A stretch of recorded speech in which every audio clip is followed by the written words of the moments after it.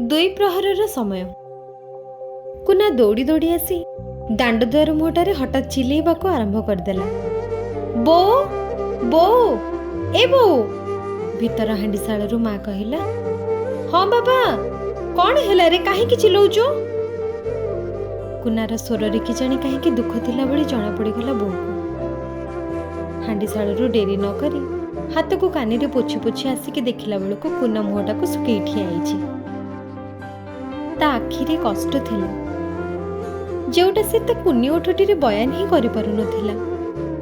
ହେଲେ ସେ ମା ପରା।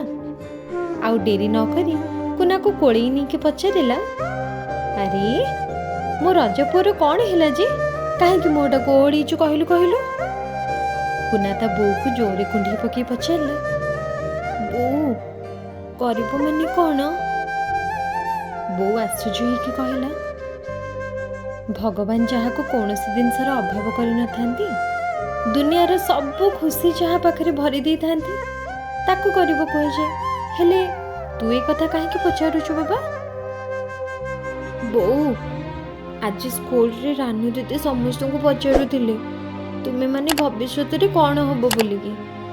ସମସ୍ତଙ୍କ ଭିତରୁ କିଏ କିଏ କହୁଥାନ୍ତି, ଦିଦି ମୁଁ ଡାକ୍ତର ହେବି, ଦିଦି ମୁଁ ଶିକ୍ଷକ ହେବି, ଦିଦି ମୁଁ ପୋଲିସ ହେବି।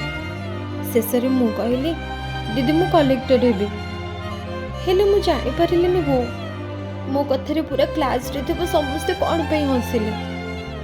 ଜଣେ ସେଠୁ ଠିଆ ହେଇକି କହୁଛି, ଆରେ ତୁ ଘରେ ମୁଠି ଖାଇବା ପାଇଁ ନାହିଁ, ଆସିଲା କଲେକ୍ଟର ହବ, ଗରିବ କୋଠିକାର। ବୋଉ, ଗରିବ ମାନେ କ'ଣ କିଛି ଜୀବନରେ କରିପାରନ୍ତିନି? ଗରିବ ବୋଲି କ'ଣ ଆମର କିଛି ବି ସ୍ୱପ୍ନ ନାହିଁ?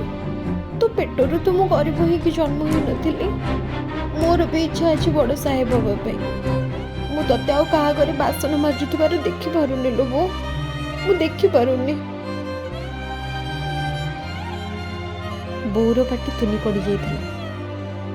କୁନାକୁ କୋଳେଇ ନେଇ ସେ କହିଲା, ଆମ ପାଖରେ ପଇସା ନଥିଲେ କ'ଣ ହେଲା, ତୋ ବାପା ଆଉ ମୋ ପାଖରେ ପଇସାଠୁ ବି ଅଧିକ ମୂଲ୍ୟବାନ ଜିନିଷ ତୁ ଆମ ପାଇଁ ପରା ବାବା।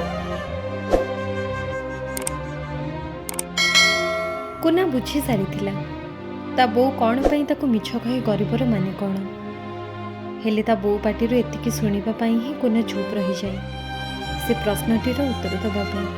ହେଲେ କୁନାକୁ ଜଣାଥିଲା ପ୍ରଶ୍ନଟିର ଉତ୍ତର କ'ଣ।